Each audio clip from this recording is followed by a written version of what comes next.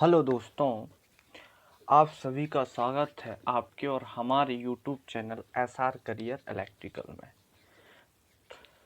तो आप हमारे चैनल को सब्सक्राइब करें, लाइक करें एंड शेयर करें, ज़्यादा से ज़्यादा भाइयों सपोर्ट करें, क्योंकि हम आपको नए नए पैटर्न्स में नए नए क्वेश्चन इलेक्ट्रिकल एग्ज़ाम जो हुए हैं एंड जो नॉन टेक्निकल एग्ज़ाम होते हैं, बहुत सारे क्वेश्चन आपको हम अपलोडेड रूप में वीडियो में बहुत आसान भाषा में अपलोडेड कराएंगे। जैसे कि आपको पता होगा, मध्य प्रदेश ट्रेनिंग ऑफिसर 2016 का पेपर हम हल कर रहे थे, जिसमें हमने कहा था कि हम आपको इसको 3 पार्ट में डिवाइड कर 25 क्वेश्चंस में देंगे।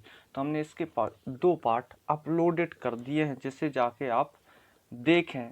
इसकी प्लेलिस्ट मैंने बना दी है और ये है उसका तीसरा पार्ट, जो कि हम 51 क्वेश्चन से लेके 75 क्वेश्चन तक सॉल्यूशन करने जा रहे हैं। बहुत ही इजीली भाषा में आपको इजी तरीके से कॉन्सेप्चुअली ऑथेंटिक वे में बहुत अच्छे तरीके से समझाऊंगा।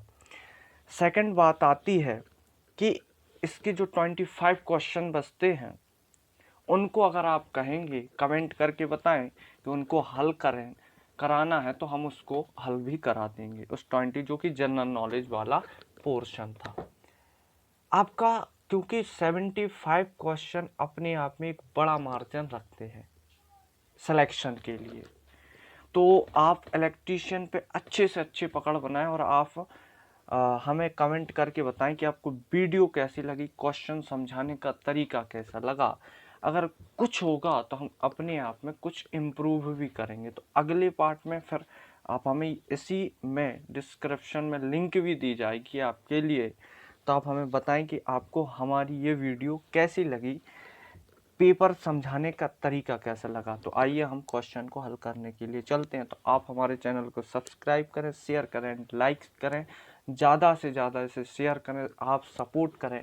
आने वाले समय में आपको बहुत से क्वेश्चन दिए जाएंगे, बहुत से पेपर हल करवाए जाएंगे आसान से आसान भाषा में, चाहे वो नॉन टेक्निकल के हों, नॉन टेक्निकल के अलावा टेक्निकल के हों, स्टेट एग्ज़ाम हो, नेशनल एग्ज़ाम हो, हर एक एग्ज़ाम हल करवाएंगे। तो आइए हम 51 क्वेश्चन से चलते हैं।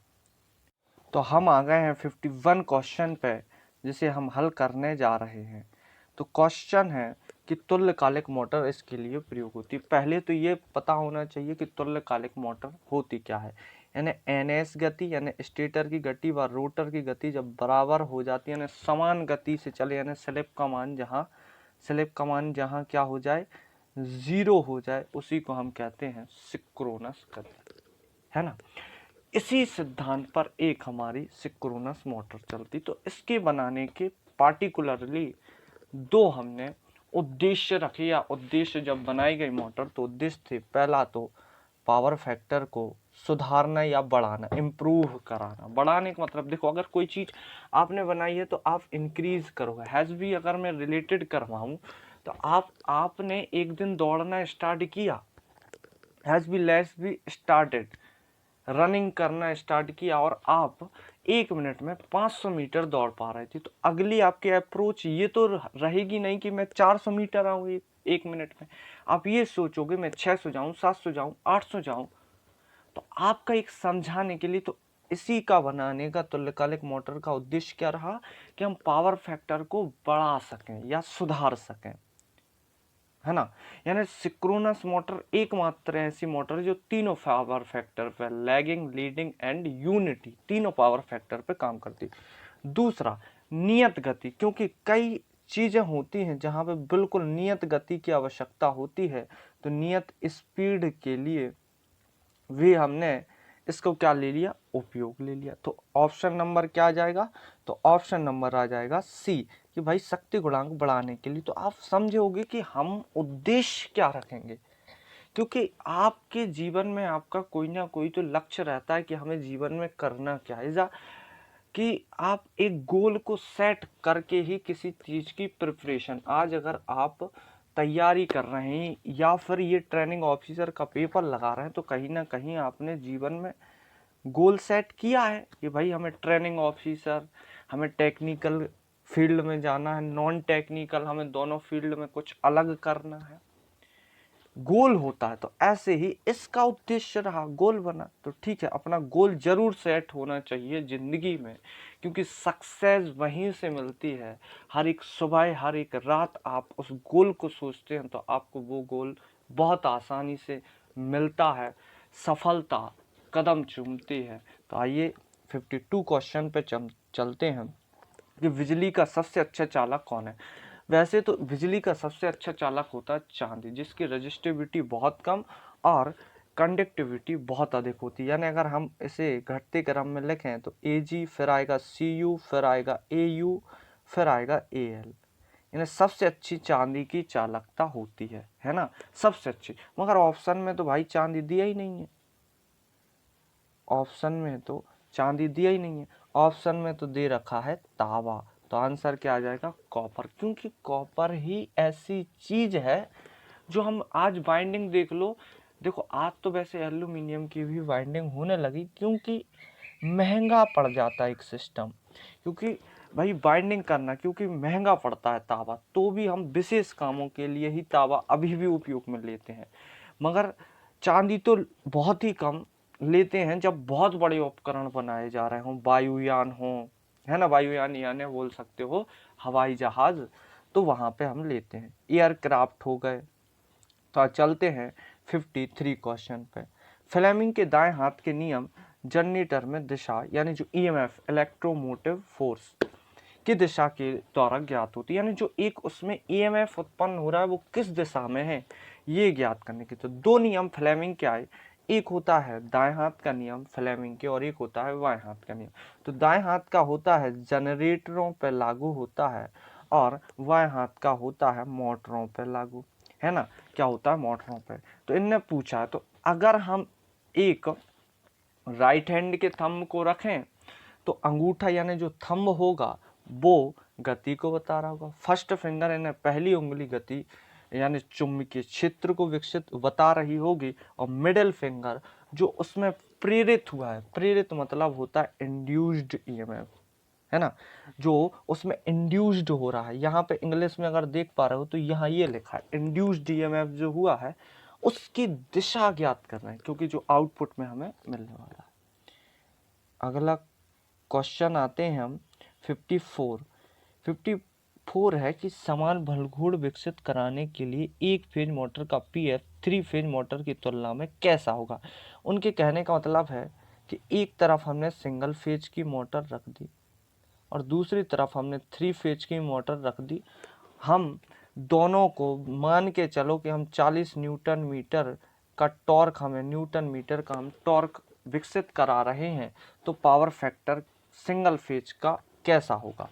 तो आप एक चीज़ तो जानते हैं कि इसका होता है 0.6 और इसका तो चला जाता है 0.8, 0.9। तो अच्छा किसका है, बलघूर्ण से मतलब नहीं है, इसका अच्छा है और इसका इससे क्या है, कम है। यानी कि 3 फेज इंडक्शन मोटर का जो पावर फैक्टर रहेगा वो सिंगल फेज इंडक्शन मोटर से कैसा रहेगा, ज़्यादा रहेगा। तो ऑप्शन नंबर क्या जाएगा, लेस जाएगा ना सिंगल फेज का।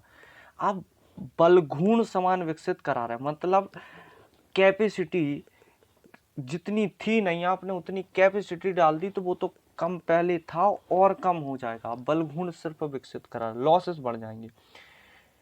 55 क्वेश्चन आते हैं कि व्यूट स्टोन ब्रिज का उपयोग मापने के लिए होता है। ब्रिजेस आते हैं, वैन ब्रिज हो गया, तो इनकी एक अलग से क्लास अगर हुआ तो मैं रखूंगा कि ब्रिजेस किन किन का कैसे उपयोग होता है कैसे। तो एक्चुअल में व्यूट, एक बार तो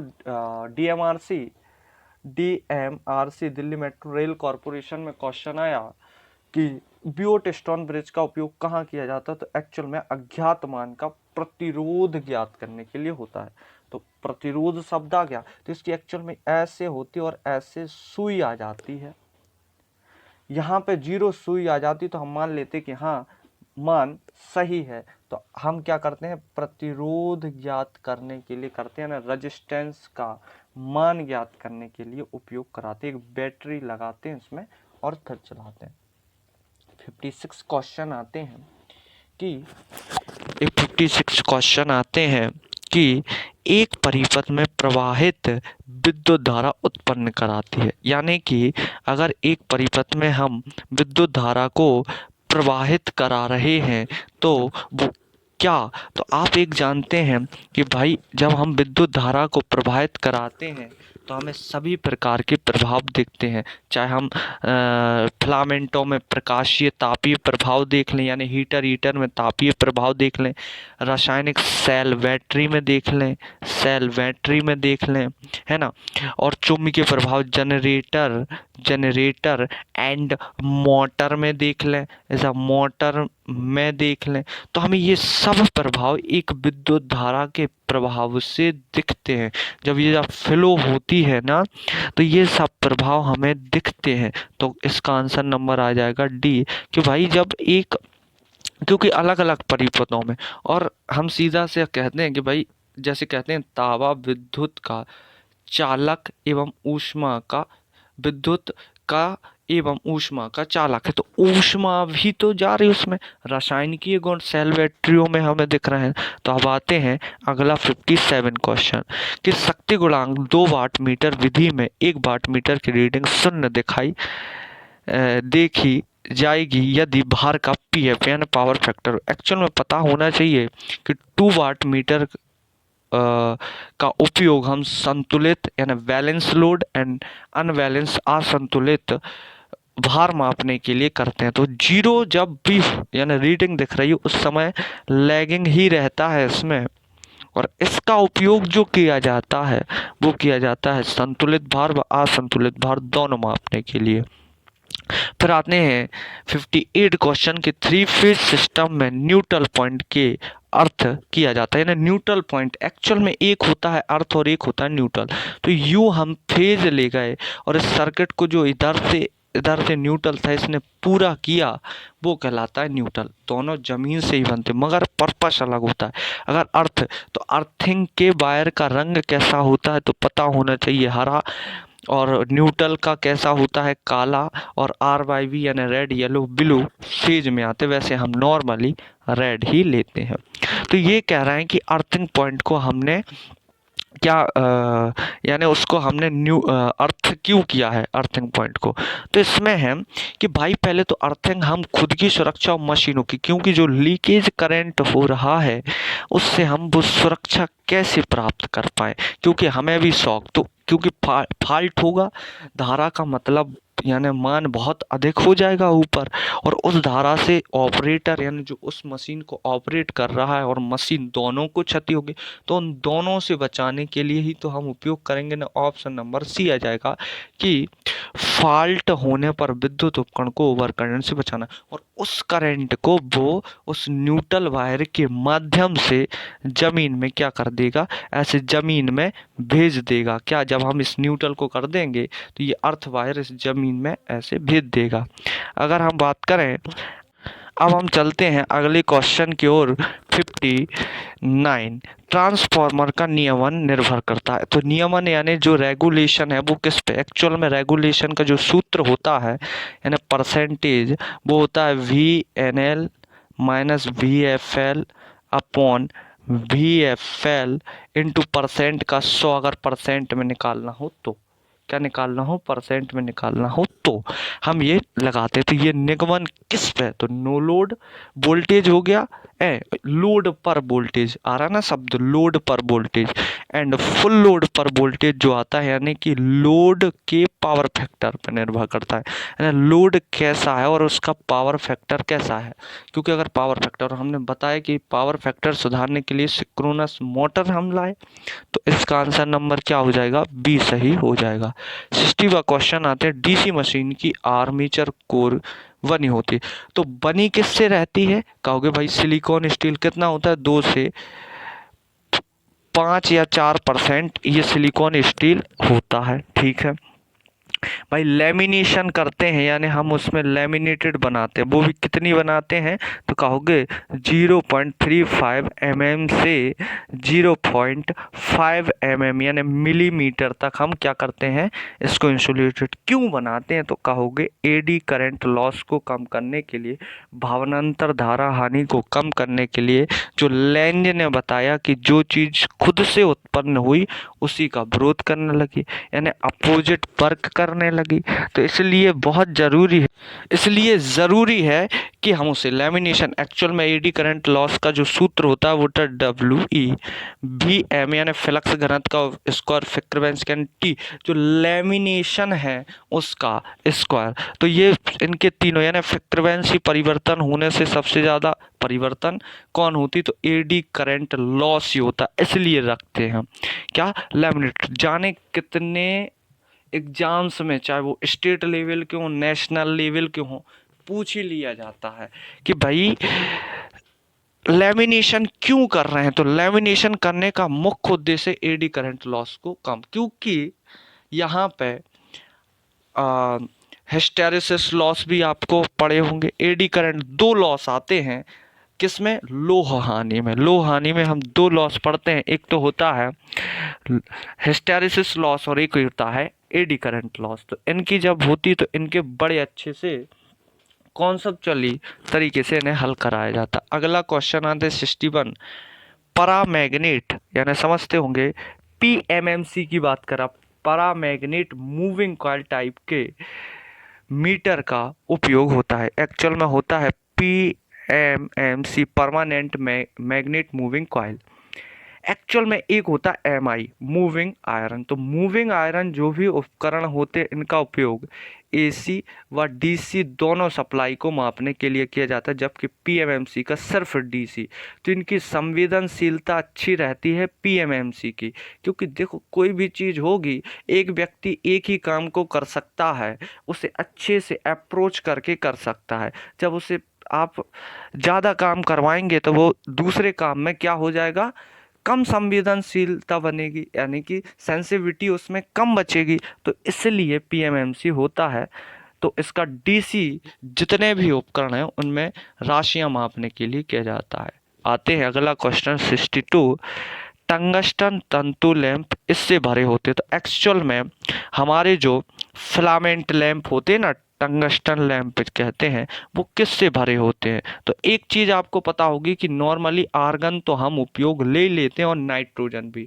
और आपको पता होगा कि प्रकृति में यानी वायु जो हम जैसे वायु में लेते हैं तो 78% हम नाइट्रोजन लेते हैं और 78% लेते हैं और 78 ही हम बाहर, यानी कोई हम लेते ही नहीं है, सीधा का सीधा नाइट्रोजन निकाल देते हैं। सिर्फ ऑक्सीजन और कार्बन डाइऑक्साइड में ही कुछ परिवर्तन हम करते हैं, वो भी कितने का, तो कहोगे 4.6% या कहोगे 4% का हम करते हैं। तो यहाँ तो वो अलग हो जाता है भाग, वो बायोलॉजी का आ जाता है। तो टंगस्टन तंतु लैंप इससे भरे होते। तो आपको पता होगा कि ऑर्गन गैस या फिर हम नाइट्रोजन गैस का उपयोग करते हैं जो इसमें भरी जाती है। न्यून गैस आती, निष्कर्षीय गैस है, ये नोवल गैस है जो क्रियाएं नहीं करती हैं, यानी फिलामेंट से क्रिया ही नहीं करेंगी, और फिलामेंट से क्रिया नहीं करेंगी तो फिलामेंट को कोई हानि नहीं होगी।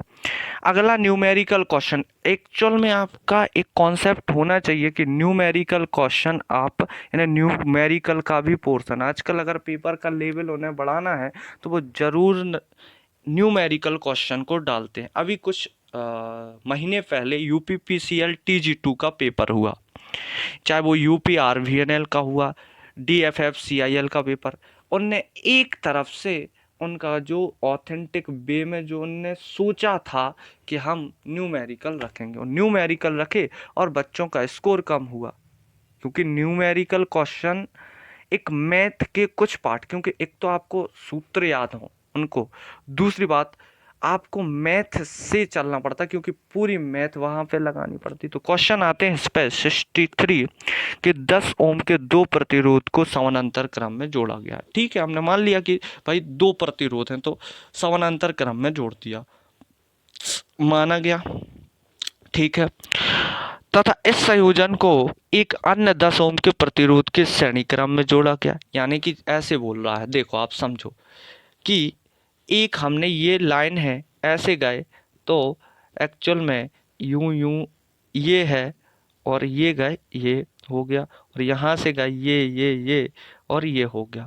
तो ये बोल रहा है 10 ओम का है, और ये बोल रहा है 10 ओम का, और एक आगे हमने यानी यहाँ पे हमने 10 ओम का श्रेणी क्रम में लगा दिया है। ठीक है, क्या किया हमने, श्रेणी क्रम में एक 10 ओम का लगा दिया। तो आप पहले समानांतर का निकाल लो। ठीक है, दोनों का समानांतर में अगर हम निकाल लेंगे तो 10 यानी कि समानांतर में निकालने का आर टी यानी दो अगर समानांतर समान मान के तो क्या होता है R1 into R2 upon R1 plus R2 होता है सूत्र। तो हम दोनों समानांतर के लिए तो क्या है एक मिनट, 10 इंटू 10 बराबर कितना हो जाएगा 100, और 10 प्लस 10 कितना हो जाएगा 10 प्लस 10 बराबर कितना हो जाएगा 20।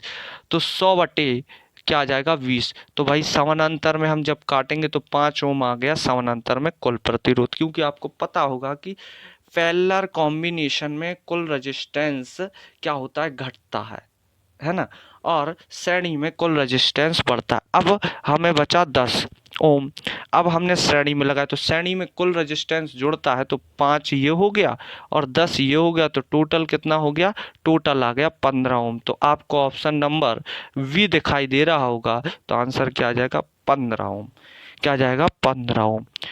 अगला क्वेश्चन आते हैं कि पोर्सिलीन विद्युत रोधी को चमकदार क्यों बनाया जाता है। तो पहले तो ये पता हो कि जितने भी इंसुलेटर हैं, फ्यूज हैं, उनमें पोर्सिलीन का ही उपयोग किया जाता है, यानी हम अपनी नॉर्मल सी भाषा में आप जानते होंगे चीनी मिट्टी कहते हैं। अब ये चीनी मिट्टी जो होती है इसकी डाइलेक्ट्रिक स्ट्रेंथ भी अच्छी होती है, परावैद्युतिक सामर्थ्य भी अच्छी होती है, मगर मिट्टी है इस में पता अगर पानी गिर रहा है तो ये तो सोखेगी, और इसने अगर उस नमी को सोख लिया तो इसमें चालकता का गुण आ जाएगा, यानी इसमें से धारा का प्रवाह हो सकता है। मिट्टी तो अचालक है मगर वो नमी आने के बाद तो चालक बन गई ना, तो ये गुण खराब हो जाएगा। तो एक्चुअल में ऐसा ना हो, क्या ना हो कि जो आसानी से नीचे ना फिसलें, यानी जो चीज़ें हैं अब उसमें गैस होती हैं, बस वो अवशोषण ना करे, पानी का अवशोषण ना करे, जल वाष्प का अवशोषण।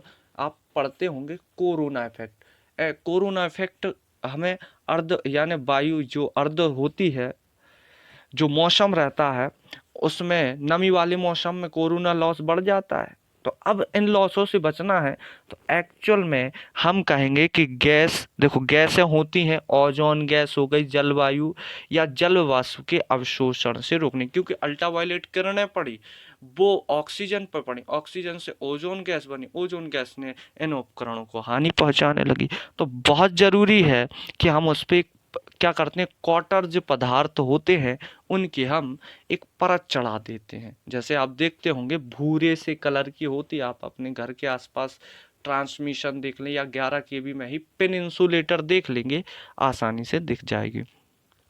65 क्वेश्चन है कि एक ओवर एक्साइटेड तुल्यकालिक मोटर निकालता है। एक्चुअल में यानी हम एक्साइटेड किसको करते हैं, रोटर को करते, तीन तरीके से करते। ओवर एक्साइटेड करते हैं तो अग्रगामी पावर फैक्टर रहता है, लेवल एक्साइटेड करते हैं तो इकाई रहता है ना, और लेवल एक्साइटेड से भी हम नीचे कर देते हैं, जैसे हम कहते हैं एक हो गया ओवर एक्साइटेड, लेवल एक्साइटेड, और एक कहते हैं अंडर एक्साइटेड। तो उसमें होता है पश्चगामी। तो ओवर एक्साइटेड तुल्यकालिक मोटर को अगर हम ओवर एक्साइटेड कर रहे हैं और नो लोड पे चला रहे हैं तो उसका उद्देश्य होगा कि हम पावर फैक्टर सुधार रहे थे, जो कि मैंने 51वां क्वेश्चन तुम्हें बताया था।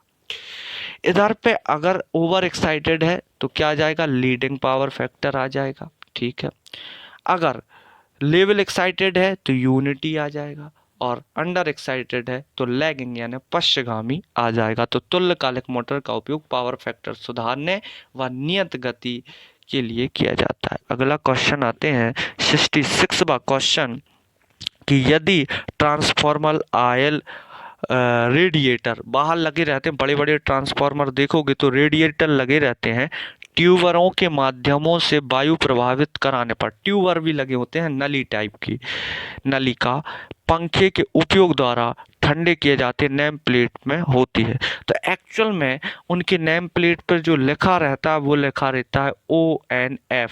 आप कभी जाएं प्रैक्टिकली, एक आध वीडियो में इसकी अपलोड करूंगा आपके लिए कि ये ONF क्या है, कहाँ पे लिखा रहता है, रेडिएटर क्या है, कंजर्वेटर क्या है, ब्रीदर्स क्या है, ये सब कुल मिला के आपके लिए इसकी प्रैक्टिकली वीडियो होगी तो मैं आपके लिए अपलोडेड करूँगा।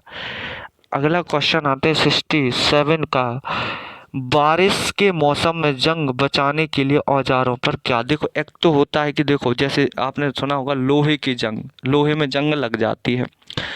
अब वो क्या होता है कि लोहे पे जंग लगती तो उसका वजन बढ़ जाता है, तो ऐसे ही औजार होते हैं, एज अ टूल्स होते हैं, तो उन पे वो चलना, जैसे कि वायर कटर हो गया, कॉम्बिनेशंस प्लायर्स हो गए, कई तरीके के हमारे औजार रहते हैं, तो उन पे जंग लग जाएगी तो उनको अच्छे चलें, क्योंकि हमें तो देखो हमें तो रोज इलेक्ट्रिकल वर्क करना है, तो उस पे हम क्या लगाएंगे, ग्रीसेज लगाएंगे, ग्रीस लगाएंगे, है ना।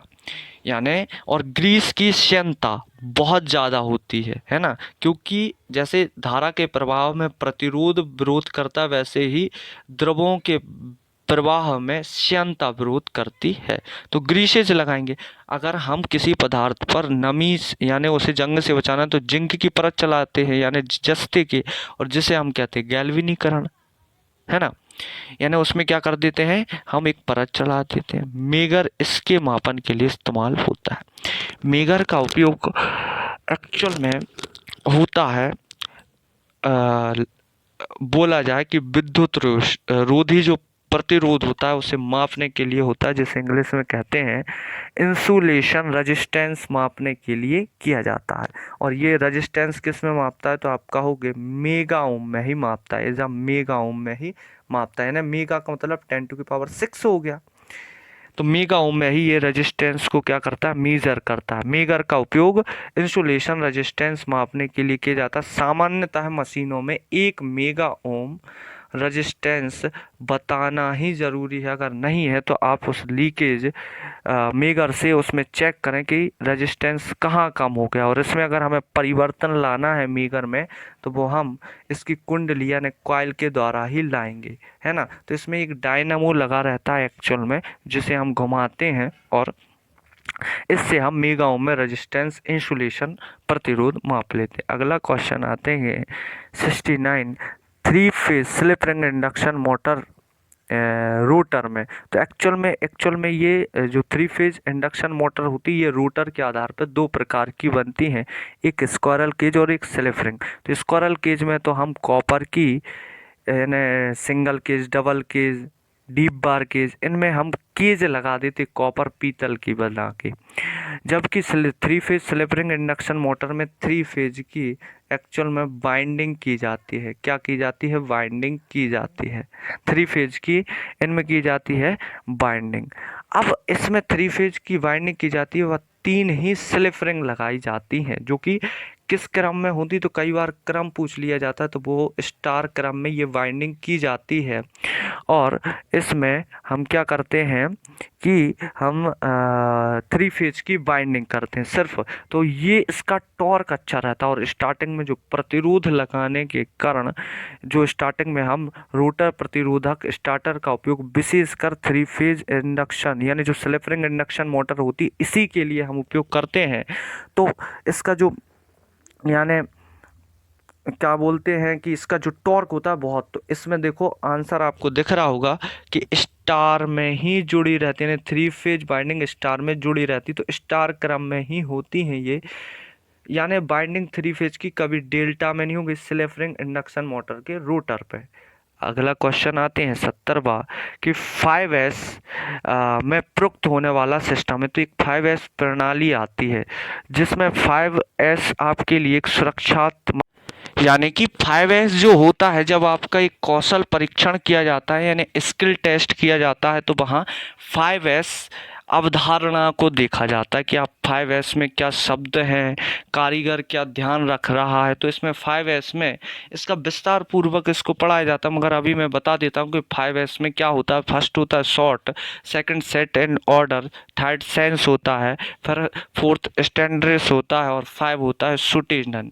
तो इसमें जो 5S जो सिस्टम होता है वो हाउस की कीपिंग, क्योंकि आपकी एक कौशल परीक्षण हो रहा है। कौशल मतलब होता है स्किल टेस्ट, कि आप एक कारीगर हैं और चीज़ों को ध्यान में रखकर क्या आप काम कर रहे हैं कि हाउस की क्रीपिंग कैसे करनी है, आप सुरक्षा बरत रहे हैं, टूलों का उपयोग कैसे करना है, आग लगती है तो धैर्यतापूर्वक उसको बुझाना कैसे, क्योंकि ऑक्सीजन खुद नहीं यानी खुद नहीं जलता मगर जलने में सहायक यानी कि जलने में सहायक होता है ना।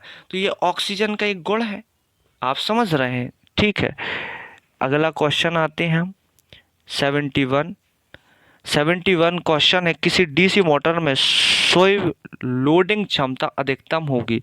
तो आप जानते होंगे कि सोई लोडिंग क्षमता जो यानी स्वयं लोड को उठा सके, यानी स्वयं लोडिंग क्षमता, तो डिफरेंशियल जो कंपाउंड मोटर रहती है यानी हम मोटरों में जो डीसी होती है तीन प्रकार से, series, shunt and compound. Compound में दो आती हैं, कैम्युलेटिव एंड डिफरेंशियल, फिर उसी में हम बदल देते हैं शंट और long shunt. Shunt compound motor इन्हीं के प्रकार बन जाते हैं, तो इनकी जब क्लासेस होती हैं तो अच्छे से पढ़ाया जाता है। तो यहाँ पे जो डिफरेंशियल कंपाउंड मोटर रहती है ये इतनी, या तो इसका यानी कोई टॉर्क निर्धारित नहीं कर सकता क्या, इसलिए इसे उपयोग में नहीं, कि इसका रोटर भी आ जाता है एक समय के बाद, तो रोटर नहीं बोलते एक्चुअल में, डीसी में आर्मीचर बाहर निकल के फेंक जाता है। तो कौन सी आ जाएगी, डिफरेंशियल कंपाउंड मोटर, है ना, क्या कह सकते हैं, विभाजक मोटर, है ना। अगला क्वेश्चन 72, जब सोडियम वाष्पलयन विसर्जन को पहले चालू किया जाता है तो उसका रंग होता है। तो एक्चुअल में सोडियम वेपर लैंप सबसे ज़्यादा समय लेता है चालू होने में, लगभग 10 मिनट से 15 मिनट ले लेता है चालू होने में, सबसे ज़्यादा समय लेता है। और ये जब चालू हो रहा होता है तो उस समय तो ये लाल रंग दे रहा होता है, और जब ये चालू हो जाता है तो ये फिर पीला रंग देने लगता है। यानी एक एक रंग प्रकार का अगर कोई लैंप है तो वो होता है सोडियम वाष्प लैंप। इसमें कौन सी गैस भरी जाती है, तो याद रखोगे नियोन गैस भरी जाती है। कौन सी गैस, नियोन। नियोन एक अक्रिय गैस है, नोबल गैस भी जिसे कहते हैं, निष्कर्षीय गैस है। अगला क्वेश्चन आते हैं 73 कि अर्ध तरंग दृष्ट धारा यानी हाफ वेव रेक्टिफायर का आरएमएस मान इनने दे दिया 10 एम्पियर, और पूर्ण तरंग दृष्ट धारा के लिए इसका मान क्या होगा। तो आप जानते होंगे कि I R M S, I capital नहीं लेना है, स्मॉल लेना है, आई आर एम एस बराबर आई ए मैक्सिमम अपॉन √2 होता है। तो इनने हमें इसका मान तो दे ही दिया है, तो अब हमें ये निकालना है फुल वेव, पूर्ण तरंग के लिए निकालना है। तो आप क्या कर देंगे, क्या कर देंगे, यानी सूत्र क्या बन गया अब, आई सॉरी एक मिनट रुके, यानी सूत्र अब क्या बन गया, सूत्र बन गया I I M √3 into I R M S. तो सूत्र में रखोगे, यानी सूत्र क्या हो गया, अब रखो तो 1 पॉइंट यानी √2 का मान क्या होता है 1.414 इंटू कितना 10, तो ये 0 है तो एक 0 यहाँ पे यानी 4 खसक जाएगा, तो आंसर कितना आ जाएगा 14.14 क्या आ जाएगा एम्पियर, क्योंकि धारा, तो ये अधिकतम क्या आ गई, यानी ये दृष्ट धारा किसके लिए निकल के आ गई, तो ये आरएमएस वैल्यू के रूप में आ गई फुल वेव रेक्टिफायर, यानी जिसे बनाने के लिए हमें 2 डायोड की आवश्यकता पड़ती है, 2 डायोड की आवश्यकता पड़ती है। अगला क्वेश्चन आते हैं, ओम का नियम मध्य दर्शाते। तो आपको पता होगा कि ओम का नियम जो लेके आए बड़े अच्छा होता है, इन्हीं के नाम पे प्रतिरोध का मात्रक रखा गया, रेजिस्टेंस का मात्रक रखा गया। ओम ही वैज्ञानिक थे जो भी आई और आर यानी वी अनुक्रम, मैंने कहा जिस अनुपात में वोल्टेज बढ़ रहा होगा उसी अनुपात में धारा बढ़ेगी, तो ये धारा वोल्टेज और सॉरी यानी तीनों के बीच में ये संबंध लेकिन ने विकसित किया, यानी हम लिखते हैं ना V बराबर I इंटू आर होता है। अगला क्वेश्चन आते हैं 75 कि व्रत के रूप में उपस्थित चुंबकीय क्षेत्र द्वारा घिरे हुए धारावाहिक चालक का आविष्कार द्वारा होता है। तो विद्युत एक्चुअल में इस नियम को जिसने दिया, विद्युत चुंबक की जिसने खोज की, वो वैज्ञानिक थे अरिस्टेड वैज्ञानिक। यानी अब जैसे मोटर ये हो गया, केमिकल इफेक्ट फैराडे आए, हेनरी फ्रीकत्व का मात्रक, और लेंज ने दिया कि जिसके कारण जो उत्पन्न होता है उसका विरोध करता है। तो भाइयों ये हमारा तीसरे पार्ट में हमने 75 क्वेश्चन पूर्ण हो चुके हैं। तो आप हमारे चैनल SR करियर इलेक्ट्रिकल को सब्सक्राइब करें, शेयर करें एंड लाइक करें, ज़्यादा से ज़्यादा सपोर्ट करें। आप बताएं कमेंट करके आपको ये वीडियो कैसी लगी। Have a nice day. जय हिंद, जय Bharat. Thank you and thank you very much.